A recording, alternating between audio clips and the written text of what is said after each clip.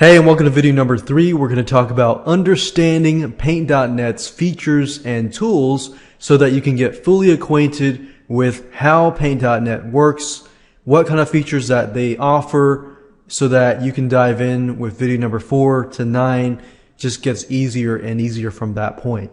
So with that said, let's go ahead and get started. Before I move into this area here, I want to talk about the links at the top. So this is pretty self-explanatory, you save file and so forth, and editing is pretty self-explanatory. But when we move into the view section, this allows you to zoom in and out, and of course there are shortcut keys. I prefer to use the shortcut keys to zoom in and out. You can see the actual size. Let's say you're zoomed in and you want to see the actual size. You can do that. What I try to do is when I use paint.net is to turn this option on, the rulers, because this will give you an idea of how big your picture is and how big your header is. Let's say you want your banner to be 486 by, let's say, 68 pixels, and you're going to need to be 4 over here. So the ruler really helps. So when I get started, I try to turn the ruler on, and you can change the measurements between pixels, inches, and centimeters, but by graphics, usually graphics are measured by pixels. So I just keep it at pixels by default. Under the image section, you can crop to selection, but this will only appear if you have an image. So if you want to have an image and you want to crop it, then you can do that. So let's say, for example, that I make this black and I want to, let's say, crop the selection. So I would just click on this. Let's say that I just want that little itty bitty rectangle. Then I just click on image, crop to selection. What that does is it just takes out everything and it removes everything but it removes everything but that little area that I selected. But I just wanted to show you that. Resize is, of course, resizing the image. Canvas size is, of course, the whole canvas. If I want to flip the image horizontally, I can do that here. I can do that vertically. I can rotate it clockwise, counterclockwise. I can rotate it 180 degrees and so forth.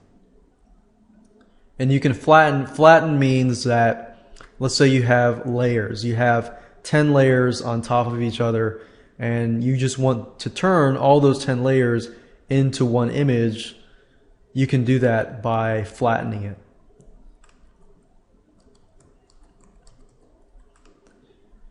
And under layers, this gives you the ability to add a new layer, to duplicate a layer. Let's say you have a layer of a checkbox and you want another checkbox. So you just choose that checkbox and then you can duplicate that layer. Now I'm going to talk more about layers in the future videos on layers.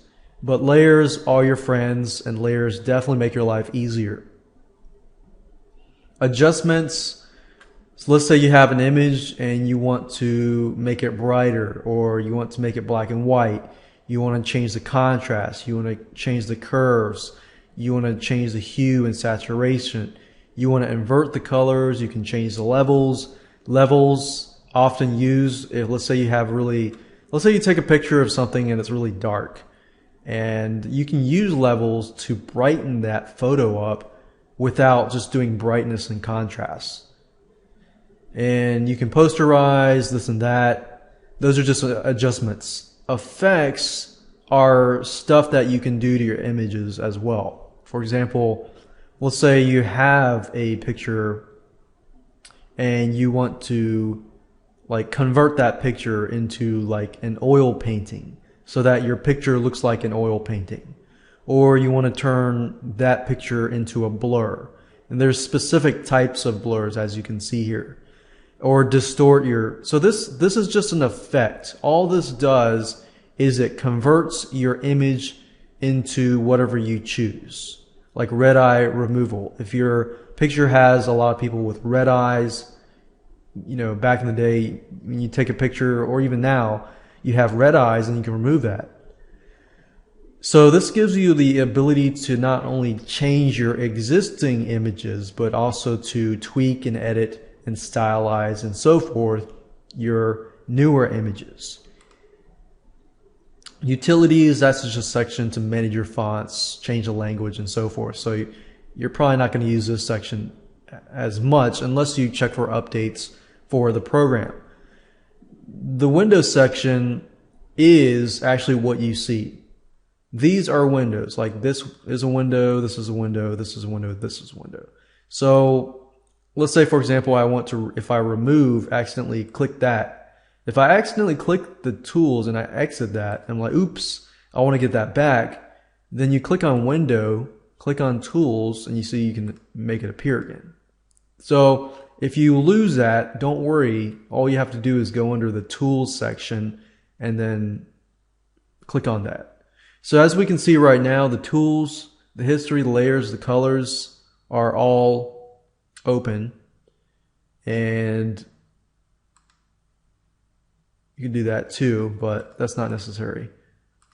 Now, if you were using, of course, Adobe Photoshop and you clicked on Windows, you would see a large list of windows, like action scripts and this and that. But if you're trying to do the basic stuff, you're not really looking to, you know, create a website and this and that, and just do basic graphic editing, this is pretty much what I use, and I've been doing graphic editing for a long time.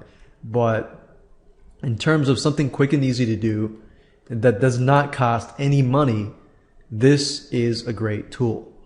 And what I like most about it is it has layers.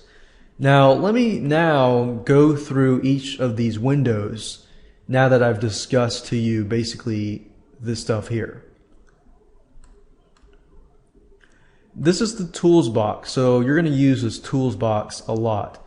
And if you've used even Paintbrush or even the basic paint, you know what these tools are all about. Well, with paint.net, it actually goes beyond just basic tools. Like if I click on the rectangle here, you'll see these drop-down menus at the top. And if you click on that, you can see the list of tools, but you can also see like selection mode and this and that. So you have other abilities within that selection mode. So selection mode just means that, you know, you select something, kind of like what I did earlier. And then this here is just like a mouse cursor that allows you to drag and drop and move things around. And if you ever make a mistake, then you can click edit and undo. Or if you click Control Z, which is a shortcut I like to use, because let's say you make a bunch of mistakes and you want to go back. Another thing you can do is look at the history. For example, as you can see, watch carefully as I do stuff.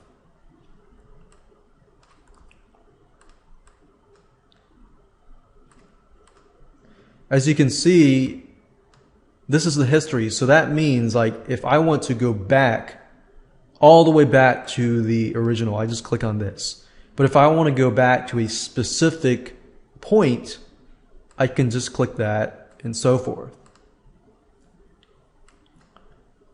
And what I like about this tool is let's say that I go back and I said, no, oops, I accidentally did the wrong thing. I actually want to go back forward. So I click on that. So I get back to my place. So that's what I like about paint.net. It's pretty neat. So the history is a very useful tool if you make a mistake and if you want to revert back or forth, then that's the beauty of that. So that's that. The lasso tool basically allows you to, as you can see, draw around a shape, and we'll be using this to kind of remove a background and so forth. This tool is move selection,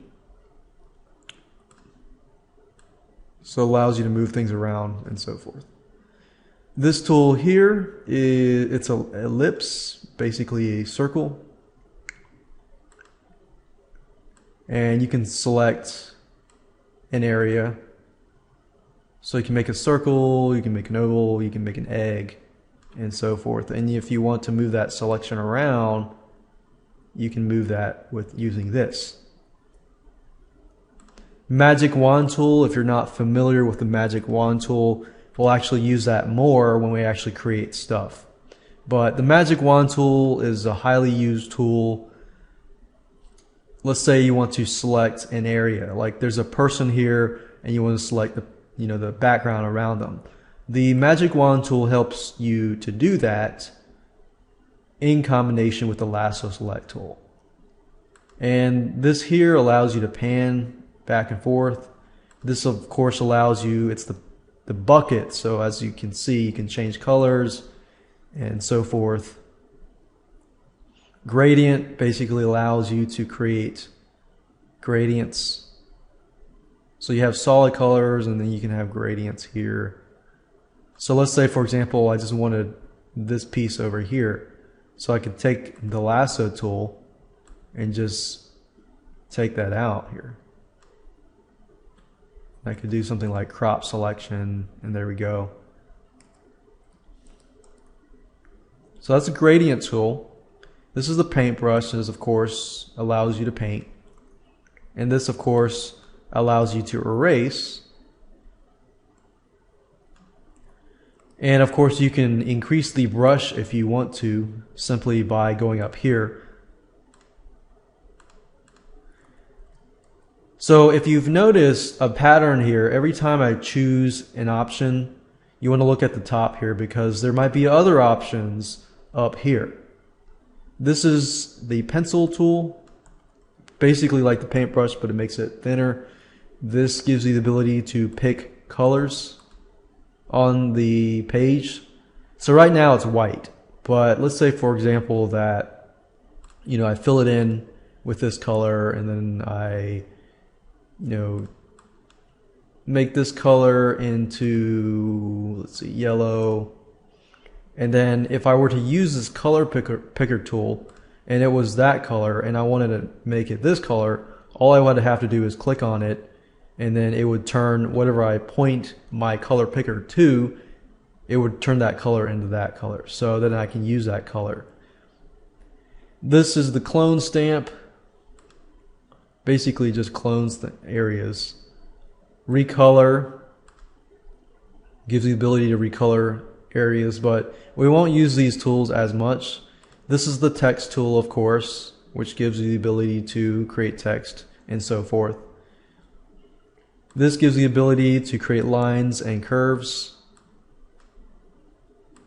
This gives the ability to create rectangles.